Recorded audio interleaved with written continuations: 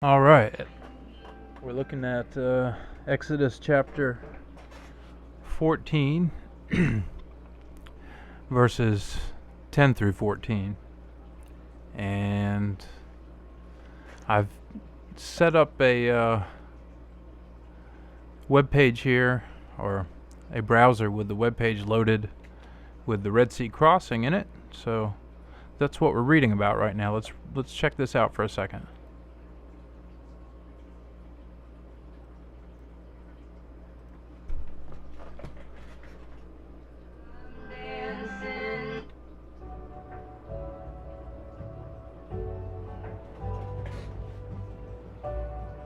Oh, it went back about 10 seconds. I had it queued up, I really did. It's right there, it transitions from the Noah's Ark segment to the Red Sea crossing segment. The Red Sea crossing.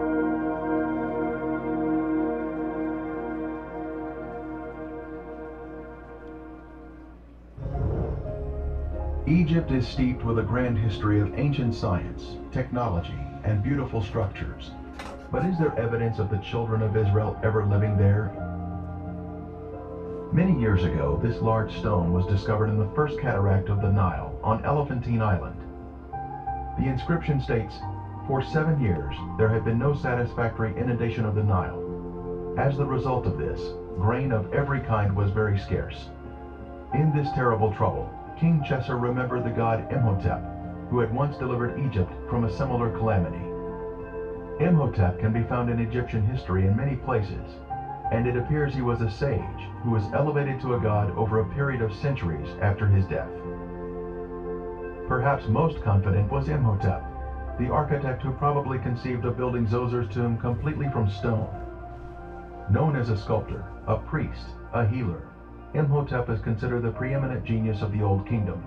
Imhotep had even saved his country from famine. Could Imhotep and Joseph have been one and the same person? Yeah, we've looked at that before. And when they left Egypt, Moses took Joseph's bones. We were just reading about that in one of the last readings. So let's read some more. Exodus chapter 14, verses 10 through 14. And when Pharaoh had made the sons of Israel reside in her again, and they seen Egyptians behind them, and dreaded greatly, and they cried unto the Lord, and said unto Moses, "In hap sepulchres were not in Egypt, therefore thou hast take us away, that we shall die in wilderness. What wouldst thou do this, that thou leddest us out of Egypt? Whether this is not the word which we spake unto thee in Egypt, and said, Go away from us, that we serve Egyptians. For it is much better to serve them than to die in wilderness." And Moses said to the people, "Now ye dread, stand ye, and see the great works of God, which he shall do today. For ye shall no more see Egyptians, which ye see now, till into without end. And the Lord shall fight for you, and ye shall be still." And now King James. And when Pharaoh drew nigh, the children of Israel lifted up their eyes, and behold, the Egyptians marched after them, and they were sore afraid. And the children of Israel cried out unto the Lord. And they said unto Moses, "Because there were no graves in Egypt, hast thou taken us away to die in the wilderness? Wherefore hast thou dealt thus with us, to carry us forth out of Egypt? Is not this the word that we did tell thee in Egypt, saying, Let us alone, that we may serve the Egyptians? For it had been better for us to serve the Egyptians than that we should die in the wilderness." And Moses said unto the people, "Fear ye not, stand still, and see the salvation of the Lord, which he will shew to you this today. For the Egyptians whom ye have seen today, ye shall see them again no more forever. The Lord shall fight for you, and ye shall hold your peace." So ends that reading. And let's listen to a little more from Revealing God's Treasure. We head to Saqqara, Egypt, a short distance south of Cairo. This is where the first pyramid was built in ancient Egypt. It is called the step pyramid due to the distinct levels in its shape.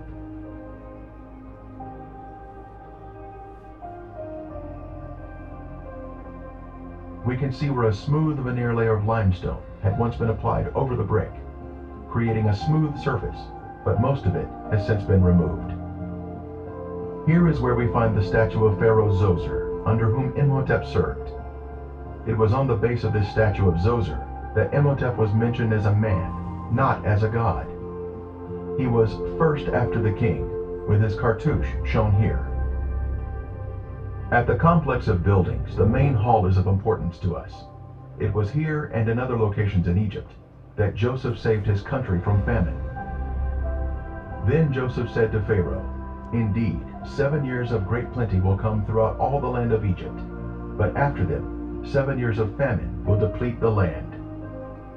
In Joseph's day, as one entered the building, Right. they would make their way down this hallway to purchase the grain when everybody was starving. That was in Genesis. And in the next episode, I'll cue up more about the actual Red Sea crossing, which correlates to the part of Exodus that we're reading right now. And until then,